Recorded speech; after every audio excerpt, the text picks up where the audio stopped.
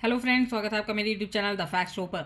महाराणा प्रताप की बात की जाए और चेतक की बात ना हो, ऐसा हो ही नहीं सकता। चेतक में संवेदनशीलता, वफादारी और बहादुरी कूट कूट कर भरी हुई थी। चेतक महाराणा प्रताप का सबसे प्रिय घोड़ा था। लेकिन क्या आपको पता है कि महाराणा प्रताप जब भी चेतक को युद्ध के मैदान में लेकर जाते थे तो उस वक्त चेतक के मुंह पर हाथी की नकली सूंड बांध दी जाती थी। अब आप सोच रहे होंगे कि आखिर ऐसा क्यों किया जाता था। तो आपको बता दूं कि मुगलों की सेना काफी बड़ी होती थी और मुगलों की सेना में कई हाथी होते थे। उसके मुकाबले मेवाड़ की सेना में हाथियों और सैनिकों की संख्या कम होती थी, जिस वजह से मेवाड़ की सेना घोड़ों पर ज्यादा निर्भर थी और खुद महाराणा प्रताप भी घोड़े पर बैठकर ही युद्ध लड़ते थे। ऐसे में महाराणा प्रताप के घोड़े चेतक पर हाथी की सूंड बांधी जाती थी। इससे घोड़ा भी हाथी की तरह ही दिखता था। हल्दी घाटी की लड़ाई में मेवाड़ से तकरीबन 20,000 सैनिक थे और अकबर की ओर से 85,000 सैनिक युद्ध में शामिल हुए थे। युद्ध में महाराणा प्रताप ने चेतक के मुंह पर हाथी का मुखौटा लगा रखा था ताकि युद्ध के मैदान में दुश्मनों के हाथियों को कंफ्यूज किया जा सके। ऐसा माना जाता है कि जब कोई घोड़ा हाथी की सूंड लगाकर दूसरे हाथियों के सामने जाता था तो दूसरे हाथी उसे अपने बच्चे की तरह समझते थे, जिसका फायदा मेवाड़ी सैनिकों को युद्ध में मिलता था।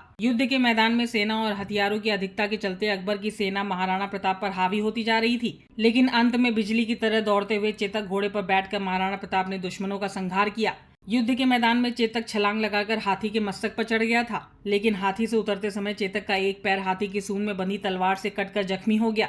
अपना एक पैर जख्मी होने के बावजूद महाराणा प्रताप को सुरक्षित स्थान पर ले जाने के लिए चेतक बिना रुके दौड़ता रहा। यहाँ तक कि उसने रास्ते में पड़ने वाले 26 फीट के एक दरिया को भी एक छलांग में पार कर लिया था, जिसे मुगल की सेना पार नहीं कर पाई थी। जिसके बाद बहादुर और शक्तिशाली घोड़ा गिर गया और वीर गति को प्राप्त हुआ। आज भी उस जगह पर चेतक की समाधि बनी हुई है जहां उसने अपनी अंतिम सांस ली थी। अगर आपको मेरे चैनल पर दी गई जानकारी अच्छी लगी हो तो सब्सक्राइब कर दें, लाइक एंड शेयर भी करें और आगे इसी तरीके की नई जानकारी पाने के लिए बेल आइकन दबाना ना भूलें। Bye bye.